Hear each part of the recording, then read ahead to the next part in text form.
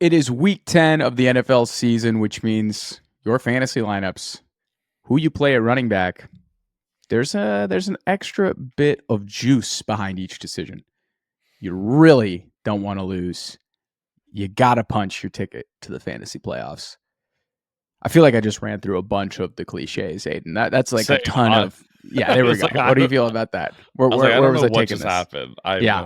Punch your ticket. Start your guys. Whatever. It's week 10. It's nut crunch time. Like we got to start winning some games here, right? This is just the truth. This is the part of the season where you want to stack wins at the beginning of the year, but right now you want to start to hit the big mo. So on today's episode of the Regression to the Mean podcast, we have the only running back rankings that will matter in 2024 week 10. It's just so it's a little assumptive of us to say that they're the only ones that'll matter, but here we are. Again. It is. It's the only ones. Hey, look, we're trying to get your attention here. I'm your host, Sean Ram. I'm joined by my good friend, my fellow knower of ball, my fellow co-host, Aiden Haller. Aiden, man, it was a little dark when we talked on Monday. It is now Friday afternoon. You've had some time to digest the Bears season.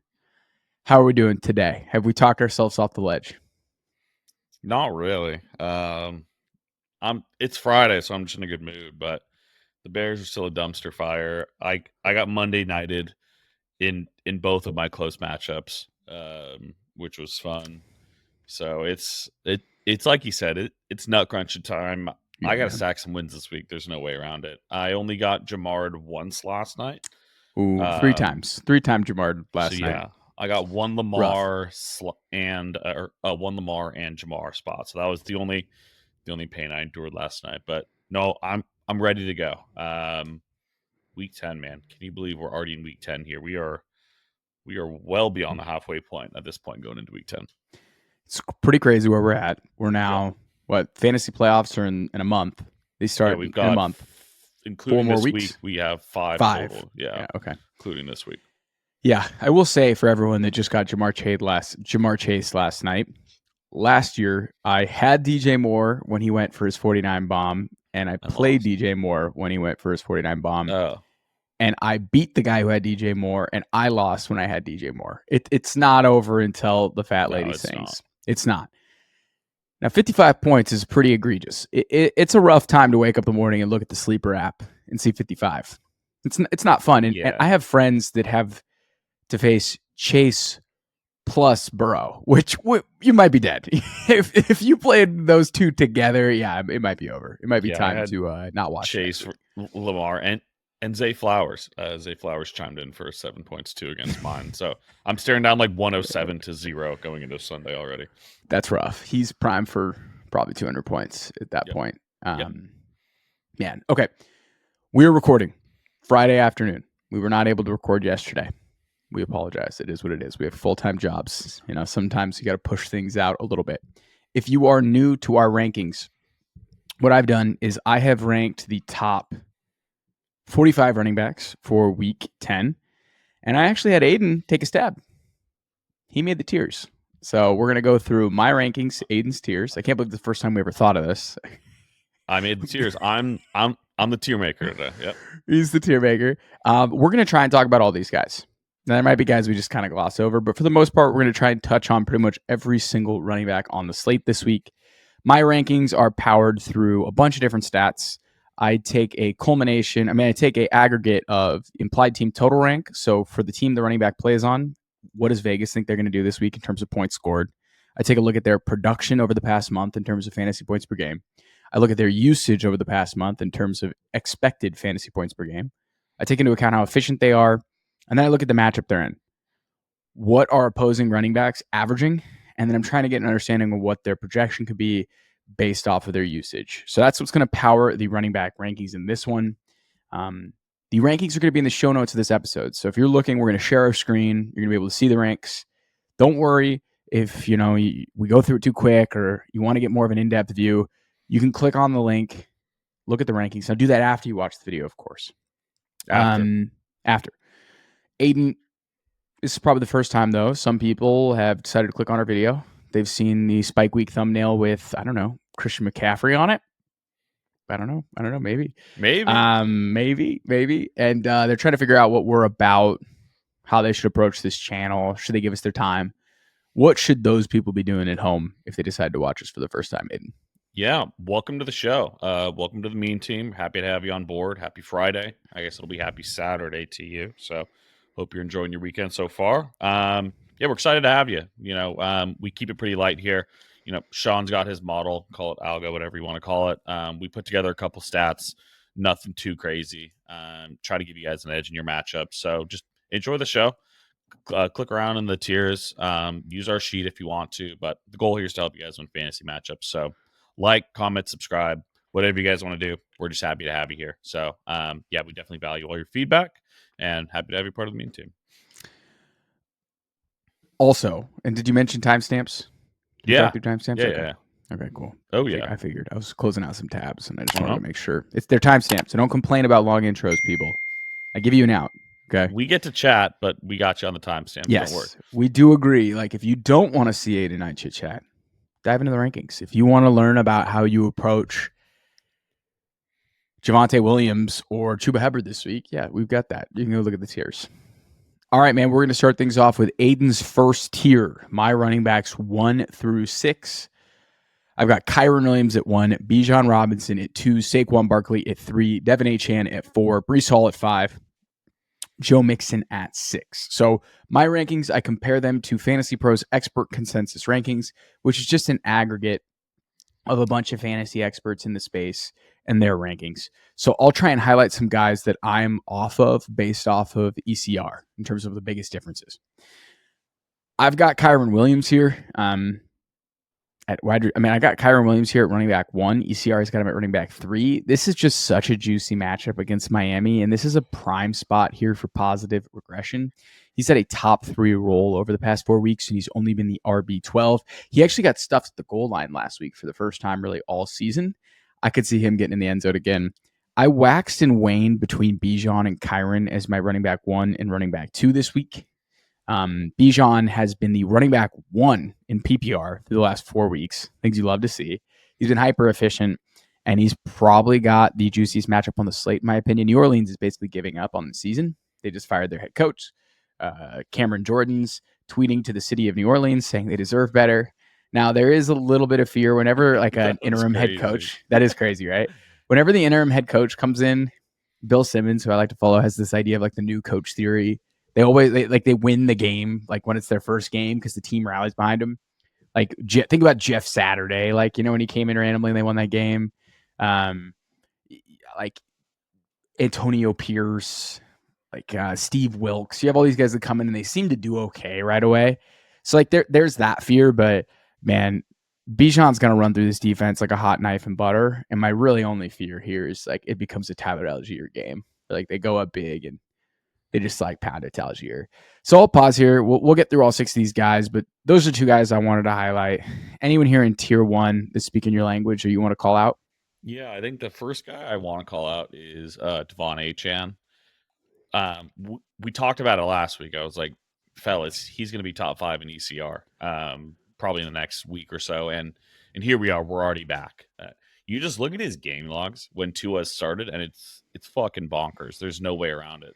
His 4 games that Tua started, he has scored in PPR formats 23, 29.5, 26.7, and 32.1 fantasy points. That is absolutely insane. Tua is the straw that stirs the drink in this offense. Devon Achane is by far the biggest beneficiary in it. We've talked about Waddle as the odd man out, unfortunately. We've got Tyreek Hill even a little banged up. So this is probably my favorite guy in this tier. And then personally, I would have Saquon as my 1. I would agree with ECR here. I just think the guy is playing football on a different level. As long as the Eagles don't get to the 1-yard line, Saquon is just absolutely printing fantasy points. So I say Saquon against a just embarrassing Dallas defense, and Achane right now are my 2 favorite guys in this tier. Yeah, Saquon is basically, if there's no tush push, he's going to be the RB1. If they get tackled at the 5-yard line versus the 1-yard line, Saquon's going to get his rushing touchdowns. Yeah. Achane is essentially just taking Jaylen Waddle's lunch. It's pretty wild to watch in real time. Yep. The Rams, their defense is interesting. They're definitely super young and unproven. They get after the quarterback a bit, but that game's got shootout on Monday night written all over it, in my opinion. And Breece Hall, he's the identity of this offense. Now I'm sorry, Joe Mixon. He's the identity of this offense. Now this is a tough matchup against Detroit, but yeah. Now Nico might be back, so we'll see. We'll see how this goes. You can throw on Detroit. It's a little bit different in terms of running on him, but it's a primetime game. It's in a dome. Like, it's hard for me to believe both of these offenses aren't going to be absolutely humming. The Detroit defense has been a bit more gettable as well since the Hutchinson injury. So yeah. I wouldn't say Joe Mixon is, but again, like we still have him at 6. It's not like we're knocking him by any means, but no, I think that's a good point to raise there. And I'm pretty high on Breece Hall this week against ECR. Feels like he's on the verge of a big game. He looked good last week too on Thursday against a good Texans front. He just didn't score. He didn't. But that offense is definitely trending up, and it does feel like the monster Breece spot could be as soon as this week. So, yeah, that's a good one. Tier 2, running backs 7 through 14. I can't believe I'm kicking things off here with RB7 Kareem Hunt, RB8 Derrick Henry, RB9 Christian McCaffrey, RB10 Alvin Kamara, J.K. Dobbins 11, Aaron Jones 12, DeAndre Swift 13, and Jahmyr Gibbs 14. So Kareem Hunt, I've got him 9 spots ahead of expert consensus rankings. He's been the RB9 in production over the past month, the RB1 in usage. Denver, bottom 15 defense against running backs. He's an absolute workhorse. Like I'm not worried about Carson Steele or Samaje Perine taking love from Kareem Hunt, man. He's an absolute workhorse. So I've got him quite high. I was low on the King this week. Now he came out and had a decent game. This was my ranking for him, I promise. You ranked him pretty much, I think, where he's going to finish. I think I was just looking, he had like 13 or 14. He had 14 points. So he actually kind of nailed that one. He's due for negative regression. That's just the nature of the beast here with Derrick Henry. He's been ultra TD dependent. I think he's going to keep doing it, though. But you can't fade that. He's been amazing. So I'm not fading Derrick Henry, but in RTM score and projections, it doesn't look that great. Yeah, that's fair. But I mean, he's still, like I said, and forget it, RB1. And in like clear run heavy matchups, he's like, if they play Carolina or something, bump him to the top, right? Moon. Christian McCaffrey, welcome back. This is a great spot for CMC. Tampa Bay is giving up the 7th most points to running backs. They're getting the Bucs on a short week coming off their bye. Niners have a huge rest advantage if CMC does play in this one. Have to feel really good about starting him. They have the 2nd highest implied team total rank on the slate. And then the rest, somebody I want to call it is J.K. Dobbins. I've been kind of lukewarm on J.K. Dobbins, but he is the RB14 in production in PPR, RB13 in usage. It's a good spot against Atlanta, man. I mean, it's a good spot against Tennessee, who has been able to get got recently. So I feel good about Dobbins. I'll pause here. Anyone here in this tier speaking your language? Yeah, just 3 quick hitters across guys I wanted to highlight here. Christian McCaffrey, awesome matchup. I am nervous about the workload. I'm curious how much he's going to play. Is kind of my only fear, and really like how healthy is he? Because I think he's absolutely going to like smash this week, or he could very well be in like the running back 20s. And I wouldn't be surprised by that at the same time if they're going to use him back in. But regardless, I love the spot. Welcome back, Derek Carr for Alvin Kamara. 9 targets, 6 catches, 60 yards. Had a monster game on the ground too. Don't get me wrong, hit 155 yards on the ground. But Derek Carr is just, so good for Alvin Kamara. This is a game that they figure they're going to be losing. Atlanta's humming. Hopefully Drake London's playing, and they're behind in this game, and it's just Alvin Kamara dump offs, to eternity. And then DeAndre Swift has a good matchup too. This New England front 7, call it, is not that great against the run. So I'm excited about that one. That's a game the Bears could potentially go up and kind of just lean on him throughout the game. So I think Swift could be due for a good game this week. Alvin Kamara. When those receivers are all hurt, he's going to be the biggest beneficiary of it. That's also true. Yeah, I didn't even mention Chris Olave is nowhere to Olave's be not seen. going to play. Shaheed's out. Bub means everyone's hurt. He's going to like it's 10 Taysom targets and Kamara. is It's Taysom and Kamara. Yeah, 10 targets is within the range, is what I'm saying for Kamara for weekly sure. Yeah, right now. So he's just an absolute smash. You do have to worry about later in the season when this team starts to truly give up. Like you might see him gonna get his workload tapered down. It's kind of like a form of resting him a bit, but not worried about that right now in week 10. I will say too about Christian McCaffrey. I think we will see Jordan Mason or Isaac Guerrero. That's pretty clear. In the red zone, he's going to get used. When they get down to the red area, it's going to be him. They've struggled to score touchdowns in the red zone this year. When he played last year, they scored touchdowns at a 67% rate in the red zone. Best in the NFL. He will get so many touches in the red zone. He finds the end zone. Yeah. So, like, he might play 60% of the snaps, but he might score 2 touchdowns. Like, that yeah. I would not be shocked if that's the formula once they get down there. So, Christian McCaffrey may have like a Devon Achane type role where maybe 13, 14 carries and then all the pass catching work. We like the Achane role. He's averaging like 25 a game with Tua. So if we get the Achane role, fire me up. Moving on to tier 3 here, 15 through 21. I've got David Montgomery, Jonathan Taylor, James Cook, Tyrone Tracy, James Conner, Chase Brown, Rhamondre Stevenson. I've got 3 guys that I'm super down on this week versus ECR because I bumped up J.K. Dobbins and I bumped up Kareem Hunt and I bumped up Christian McCaffrey. Guys that fell because of it, Jonathan Taylor. So I've got him at RB 16. ECR has him at RB 7. Look, in terms of expected fantasy point usage over the past month, he's 15th.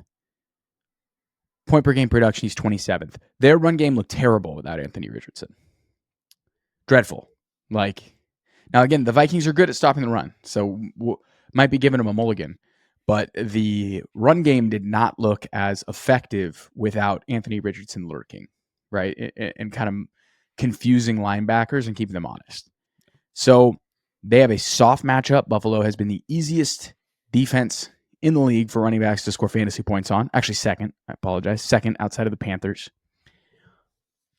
Wait and see. You're starting JT. I'm not fading JT. I just don't have him as a top 8 play this week. So he's firm fringe RB1 territory for me. In terms of projections, he projects pretty well, but his RTM score is not that great based off his usage. I'm lower on James Cook. Nothing against James Cook. He only plays 55% of the snaps, though. He's got to remain an efficiency beast. And Tyrone Tracy. Now, he's looked really good, but his usage has been top 27. His production has been top 20.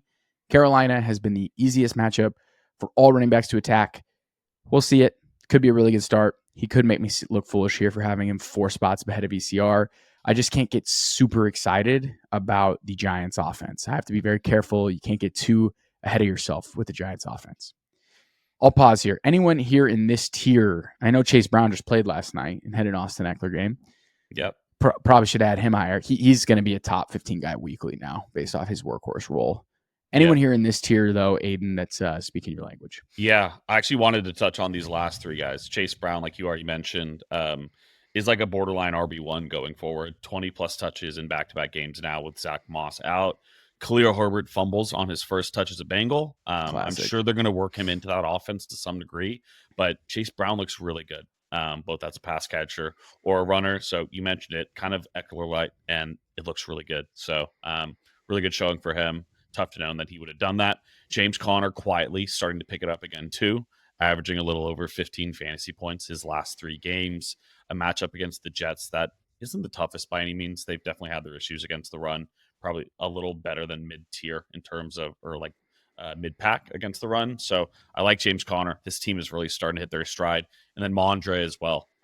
Pretty favorable matchup against the Chicago front that just lost their nose tackle for the season in Andrew Billings that just got abused by James Conner last week to the tune of just under 6 yards a carry. So I like Rhamondre. Game script would be the only concern here, but it's hard to see Chicago really going up on anyone right now. So fire up Rhamondre. I'd be pretty excited about that matchup if I was an owner.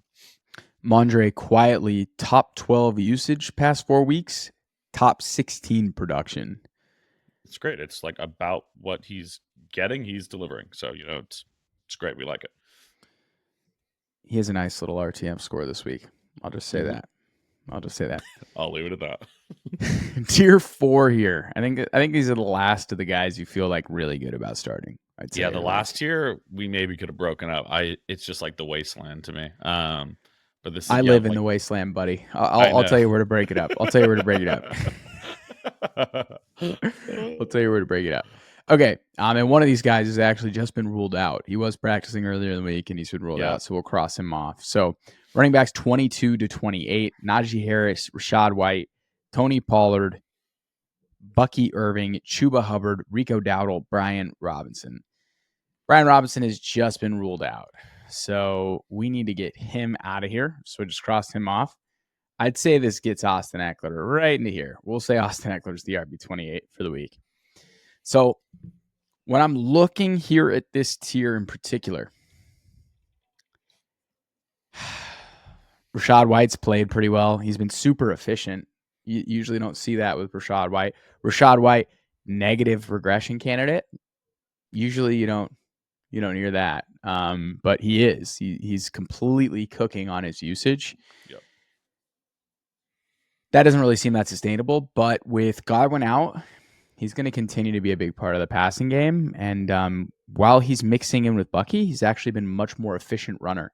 He's actually positive now in rush yards over expected for the first time in his career. So something to keep an eye out for Rachaad White. Najee's been awesome, and he's coming off a bye, fully healthy. You can run on Washington. They've been a lot better this year, but you can definitely run on them. Chuba Hubbard is now one of the highest paid running backs in the NFL. So that's insane. Rico Dowdle here was really trending up. And then Dak gets pulled. And now they're going up against Philly, who's been a top rush defense. I will say this, though.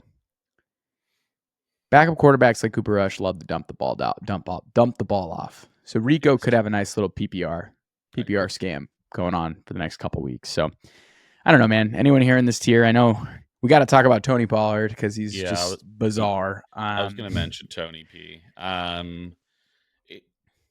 It's just really confusing what's going on. So the last 4 weeks since they went on bye, he's averaging just under 100 yards on the ground per game. So he's been really good since Tajay, has his hamstring issues. He's definitely got a lingering issue. Tajay is now back in the fold, and they're playing a really tough Chargers defense. I have no idea what's going to happen with this backfield. I don't think you can really confidently start either of them. If Pollard's your RB2, so be it. I wouldn't expect a whole lot. You're probably gonna have to score or catch a handful of passes to hit home. Which he does. He's kind of been doing that. Yeah, he's got 3, 2, 3. Yeah, he's caught at least 2 catches in every game, but it's in 2 to 3 every single game, which is good. And then Bucky Irving too is another guy I wanted to highlight here in the middle. I'm surprised he didn't get more passing work last week with the wide receiver room still pretty decimated. It was kind of the Kate Otten show. So I do expect Bucky to be a bit more involved, especially if this game stays close or even if they're trailing San Francisco this week. So I actually do like Bucky. He was fully cleared again today. So he is full wheels up with that toe injury. Yeah, Bucky Irving maintains really strong RB2 usage and production. Yep. So he's been a good start. He hasn't necessarily had that ceiling that I think some fantasy managers were hoping for because Rachaad White continues to stay persistent in his usage. So, yeah, I think the Tony Pollard thing's really interesting. He's basically not practicing anymore. That was a DeAndre Hopkins performance where he didn't practice for the whole week and they came out and just went off. I don't think I've seen that in a while from a running back. To do 3 straight DMPs and then get every single carry. He had 31 touches. 31 touches. Tajay is back, though. So Tajay is back, which is, and the Chargers are not easy by any means. So it's. And Callahan has been, and their offensive coordinator on the Coach Speak Index has been very firm. We need to get Tony less touches. That's basically what they've been saying. It's also worth noting that Will Levis is also back. So just more bad vibes into that offense. You're definitely inserting more volatility in. Now, what I'll say though is Okay, so this has been the year of the 2023 quarterbacks getting benched. Will Levis was benched, right? I mean, like they basically told him to sit down, get healthy, figure it out. Like it looked a little too much for him. Bryce Young has played better since coming back. I suspect Anthony Richardson will look better when he comes back. I think Will Levis is going to look better. Now, I don't know how much better, but I definitely do think allowing him to take like 3 weeks off and just kind of get his head right, and heal up and get healthy It was chaos those first called 6 weeks he was playing. It was. I mean, starting defenses against him was just a print fest. Like it was auto. It was awesome. It was auto. So I'm very curious to see how this goes in terms of Will Levis and this offense. We'll talk about Calvin Ridley, maybe Nick Westbrook, Achane in the next episode. But you're going to start Tony Pollard. Like his role is phenomenal. And shit, like I'd kind of start Tajay if you have to. Like seems pretty clear like they want to play him. So we'll see. We'll see. But like again, I wouldn't worry too much about Tony Pollard. I played the Julius Chestnut game last week with the 3 DMPs and thought about starting him, and I didn't end up starting him. I thought you were going to do it. No, the ETR guys talked me off the ledge. They're like, guys, he went to Sacred Heart and he ran a 4.66. I was like, okay, I'm not going to play this guy. That's good, man. I'm very intrigued to see Tony Pollard and Tajay Spears this week. But yeah, against the Chargers, it's a rough rush defense. As you can see here, Tony Pollard's RTM score not great. Takes into account that rush defense. It's no fun. No fun. All right, I appreciate the last year you didn't take the time to break it up. I don't know how you do. I know. I think you probably draw it. Yeah, I was going to say somewhere around like Singletary or Bigsby. Yeah. All right, I'll do tier 5 here. I've got Javonte Williams, 29. This is running backs 29 through 36. So I've got Javonte Williams, 29, Jaylen Warren, 30. Ooh, we lied here. 31, 32. Tyler Algier, 31. Raheem Mostert, 32. Jordan Mason, 33. Ray Davis, 34. And Justice Hill, 35. So this tier here, you're probably fine starting them. You could make an argument that Javonte should be in the tier above because the rest of these guys are like backups, but they're the good backups, you know? They're the backups with good roles. But did you just get a news break? No, I just said he's just dust under my breath. It's like I've been so firm on like I don't think Javonte is any good. It's just not good. So there's an argument to stash Estime. For sure. Put him on the end of your bench. Yeah. But like we talked about it on waivers. Peyton's like really murky quote. Like, yeah, I should probably do that. Well, what does that mean? What does that mean? Sean, do you think you'll stop eating donuts? Yeah, that seems like something I should probably do. Yeah. I'll look into it. Brutal matchup for Javonte against the Chiefs. Usage he's gonna have to catch some like he has to catch some passes. Like there's no way he gets because he's not playing enough to where like he's barely playing over 50% of snaps right now. It's not like he's this like workhorse in the backfield anyway. It's like you got to catch a couple patches, which he caught 2 for 42 last week, which pretty much saved him. He barely had 10 points, and that's because he had like one broken play that went for 30 yards. The rest of the guys here, Jaylen Warren. I like Jaylen Warren this week. I've got him 6 spots ahead of expert consensus rankings. He's got the quietly top 30 usage over the past month, even with Najee. They're like the run heaviest team in the league. So it's kind of nice. He gets like 8 or 9 rushes, 4 or 5 targets. Like you could do a lot worse than Jaylen Warren right now at running back. Same with Tyler Algier. I think Algier is an interesting play this week because of how bad New Orleans rush defense is. And if Atlanta goes up to a big lead, it's going to be the Algier show. They're not going to put those miles on Bijan if they don't need to, right? And they want to keep Tyler happy, give him his carries. So I could easily see Tyler Algier getting in the end zone this week. And then the Jordan Mason thing is super interesting. How much does Jordan Mason play? And is he the clear backup? Yes. Yeah, I think so. Yes. Garendo's look good, though. No, but Jordan Mason's looked awesome. I think this is the last week you can start Jordan Mason with like some level of confidence for a little while. Because I think after this week, assuming Christian McCaffrey, like call it plays about half the snaps and doesn't suffer a setback, you can't really start Jordan Mason anymore. Whereas I think you can still put him in the lineup and feel okay about it. He's going to get Dude, enough touches. my dream is they play both enough so I could play both of them in RP so I could have like one's projected for 10 and one's projected for 18. Like that'd be my dream, man. That'd be my dream. That'd be awesome. But yeah, I agree. I'm very curious to know. Like Shanahan does not have a history of easing guys in. He's just like, it's condoms off. Just that's fair. Boom. But Yeah. I think you got to do it. Like you have to be like it's different with McCaffrey. But I know what you mean.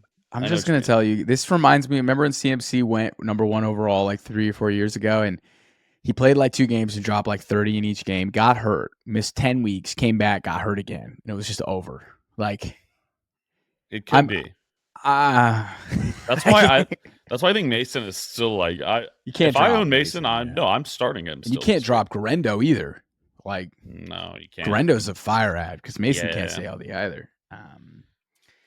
Last tier of guys here, running backs 36 through 44. Devin Singletary, Tank Bigsby, Tyjae Spears, Travis Etienne, Roschon Johnson, Jaleel McLaughlin, Cam Akers, Jalen Wright, Isaac Grendo.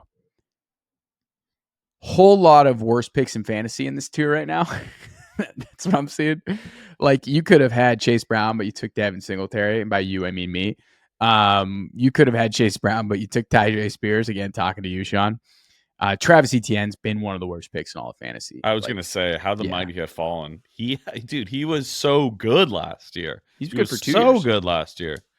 Yeah, 2 years now. Yeah, these are scary hours. Who can you start here? And I think Tank. the only person I would argue Tajay as well for pass catching in a game. I think they're going to be losing if you had to. But I also agree with Tank. Roschon's really interesting because DeAndre Swift's been pretty good, but you see like people post those clips on Twitter where it's like Caleb Williams is like telling DeAndre Swift where to make the block and then he just doesn't do it. The pass pro is pretty bad. And it's like, dude, you're a veteran. Like they paid you. You're supposed to be a leader of this team. Like what the fuck are you doing? Like you're selling out your quarterback. Yeah. Like, and if for some reason Waldron gets fired, or because that could happen, right? They might fire the OC. Like he might get desperate. I don't know. We'll see. You got to keep an eye on whenever that happens. Like someone that I wanted to have in this tier was Jahmyr White because they just fired their OC. No, listen, I know you're looking at me like I'm crazy. I know. Luke Getsy has been fired twice. Luke Getsy just got the boot. What if the new OC is like, fuck it, we're just gonna give Jahmyr White the rock? Like, you know what I mean? You could. Like, that's why you have to keep things like this on your radar. Like, Roschon's one of my favorite end of bench stashes right now. And I've been persistent in not dropping him in fantasy because I do think that for whatever reason, if DeAndre Swift, who always gets hurt, who stayed healthy, or DeAndre Swift, who always gets put in the doghouse, who hasn't yet, like, I think there's just like this stretch run where all of a sudden Roschon Johnson's an RB2. That's like a pipe dream that I have. Yeah. So no, I see it.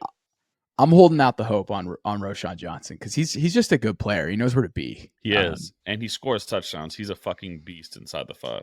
Absolute beast inside the 5. Cam Akers, I guess. I don't know. These are all just waiver wire stashes. Yeah, Jalen Wright's the one worth calling out. Raheem Mostert's has a fumble problem this year, and after he fumbled in the last game, and I'm not saying Mostert's going to get benched, but Wright got a lot of love. He outcarried him quietly. So, yeah, I've seen enough of Raheem, but they're not going to go away from him. 44 running backs. I guess if we had to do a 45th, what other combo of the Commanders, Jeremy McNichols or Chris Rodriguez, whoever they run out there, those guys are okay. Sure. If Brian Robinson's out, like Eckler's looked good, but those two guys get run. Rodriguez looked really good last week, so potentially worth firing up. We probably could have had Khalil Herbert in here towards the end. He's kind of back on fantasy radars, I think. I chose to keep him off because I had no idea what he was going to do. And he didn't do one day of practice, and then he fumbles on the first tote. Like, that's rough. But that's it. That's all. That's running backs, guys. It's not getting any better. Actually, it did get better. CMC came back. So that is better. That is better. I think better. All right, Aiden, we're going to talk receivers. This is dropping in the feed Friday. Receivers is dropping Saturday. You know the drill, guys. If you like the video, drop a comment. You got any questions? We got you. All right, Aiden, thank you for hopping on as always, and thank you, everybody, for tuning in. Until next time.